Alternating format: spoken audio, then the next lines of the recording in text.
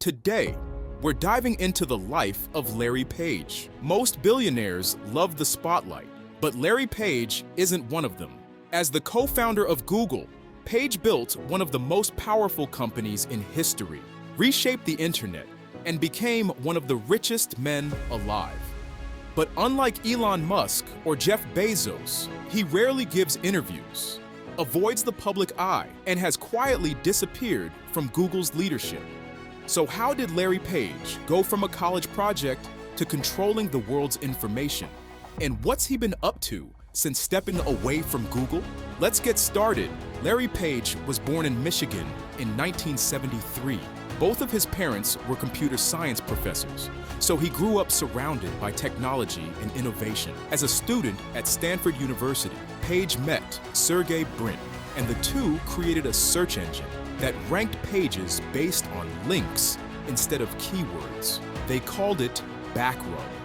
Yes, that was the original name, but in 1998, they rebranded it as Google, a play on the word Google, a 1 followed by 100 zeros, to represent their goal of organizing all the world's information. At first, no one wanted to invest, but once Silicon Valley legend Andy Bechtolsheim wrote them a $100,000 check, Google took off. Google wasn't the first search engine, but it was the best. Page's key innovation, PageRank, a system that ranked websites based on how many other sites linked to them. Basically, a popularity contest for the internet. This made Google's search results faster, more relevant, and smarter than anything else. And then, Google took over the internet. 2000. Google launched AdWords, creating a billion-dollar ad empire. 2004. Google went public, making Page and Brin billionaires overnight. 2006. Google bought YouTube for $1.65 billion, turning it into the world's biggest video platform. 2008. Google launched Android, now the most used mobile OS in the world.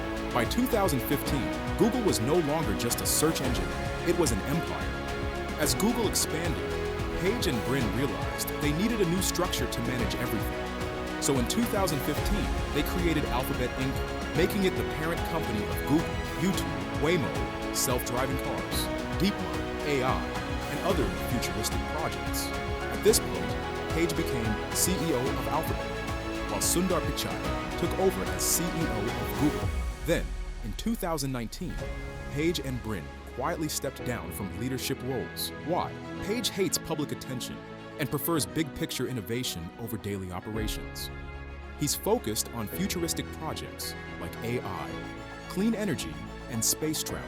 And most importantly, he doesn't have to run Google. He still controls 51% of Alphabet's voting shares, meaning he calls the shots without being in the public eye. Since leaving Google, Page has invested in some of the world's most futuristic technologies, flying cars. Page funded Kitty Hawk and Opener, companies working on personal air taxis, artificial intelligence. He was an early backer of DeepMind, which Google later acquired, healthcare and longevity. Page is a key investor in Calico, Google's secretive biotech company researching life extension, space exploration. He has ties to Planetary Resources, a company working on asteroid mining. While most billionaires love attention, Page prefers to work behind the scenes, shaping the future without people even noticing. Even though Larry Page avoids the spotlight, he's not without controversy. Google's privacy issues. Under his leadership, Google faced massive scrutiny over user data collection and tracking people across the web, selling personal data to advertisers through targeted ads, YouTube's role in spreading misinformation and harmful content, monopoly power, and antitrust lawsuits. Google has been accused of killing competition by favoring its own services in search results. The company has faced multi-billion-dollar lawsuits from the EU and US regulators for monopolistic practices. The COVID-19 controversy. During the COVID-19 pandemic, Page reportedly moved to a private island in Fiji, avoiding public appearances, while Google played a major role in online information for a man who helped shape the internet. Many criticized his decision to disappear during a global crisis. Unlike Elon Musk or Jeff Bezos, Larry Page isn't running companies anymore, but he still holds enormous power. He's worth over $100 billion. He still controls Alphabet from behind the scenes. He's focused on AI, flying cars, and longevity research. And yet, he hasn't done a public interview in years.